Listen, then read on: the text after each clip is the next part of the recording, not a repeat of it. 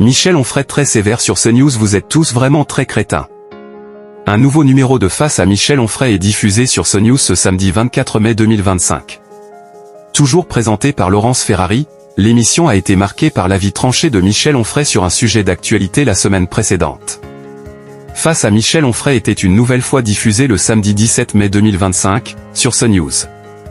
Dans ce dernier numéro, Laurence Ferrari et Michel Onfray sont revenus sur l'actualité de la semaine. La journaliste et la philosophe ont abordé de nombreux sujets. Ils ont notamment évoqué la prise de parole d'Emmanuel Macron qui dressait son bilan sur TF1. Sur le plateau, Michel Onfray mâche rarement ses mots. Il a alors tenu à monter au créneau au sujet du président de la République. Face à Laurence Ferrari, l'essayiste a dressé le portrait qu'il se faisait du président de la République sur CNews. C'est un autoportrait d'un personnage qui se satisfait lui-même, qui s'écoute, dans une logique en disant les Français n'ont rien compris, c'est des gens trop pessimistes, il n'y a qu'à traverser la rue pour chercher du boulot. Vous êtes tous vraiment crétins. Dès qu'il a dit oui, il dit non, dès qu'il dit blanc, il dit noir, et dès qu'il a dit une chose, il dit exactement son contraire, a-t-il déclaré.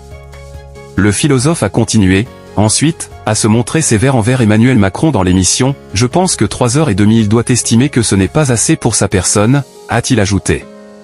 Dans l'émission de Face à Michel Onfray de ce samedi 17 mai 2025, le programme avait réuni 227 000 téléspectateurs, soit 2,3% de part de marché auprès des 4 ans et plus. Un score qui avait permis à la chaîne de se classer leader des chaînes d'information sur ce public.